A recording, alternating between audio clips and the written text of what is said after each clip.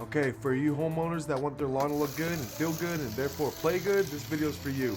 Alright, so we're just going to be discussing applying the fertilizer you just purchased. Whether it's commercial or a weed and feed you got from Home Depot, the same principles exist. Day to day I use my Ride-On Z sprayer for our applications, but 99% of homeowners can get by with using a self-propelled rotary spreader. It's more accurate in my opinion, especially in smaller spaces like what we're using today. I'm using a Lesco spreader, which usually runs like $500, $700, but you can get one, more cost-effective brands from your local lawn care store as well, like Home Depot or Lowe's or something like that. Or online or whatever.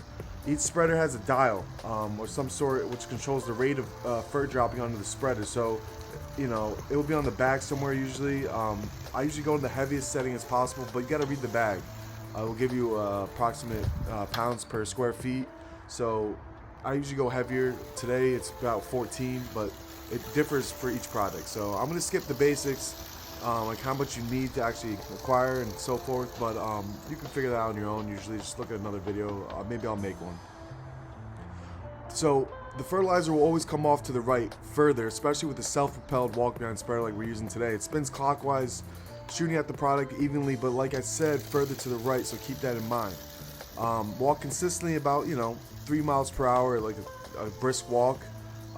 It's all about consistency, okay?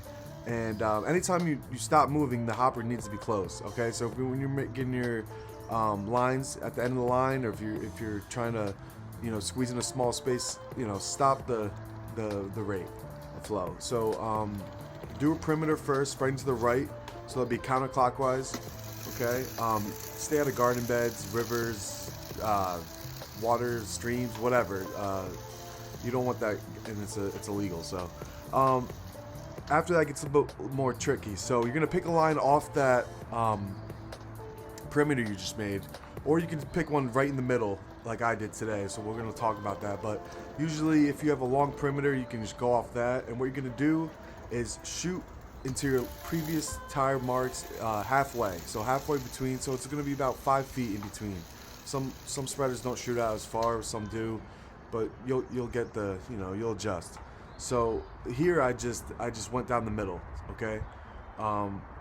So I spread going to the right one time, come back, do not spread, and I go back again, spreading halfway into my last tire marks, okay? And I come back with the hopper off, the rate off, and then I do it again, okay?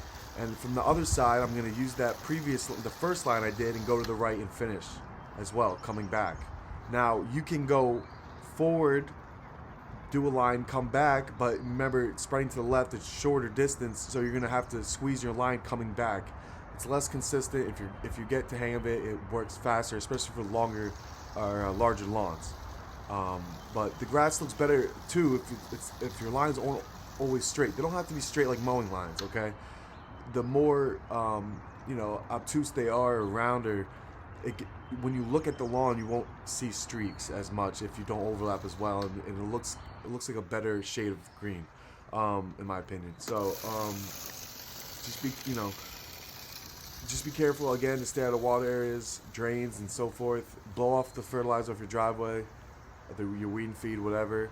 And yeah, this is how to easily apply your fertilizer. So I'm going to recap real quick. You do a perimeter, shooting to the right, pick a line, go down, come back, shoot into the previous line's tire marks in the middle, and so forth. And you'll get an even, consistent fertilizer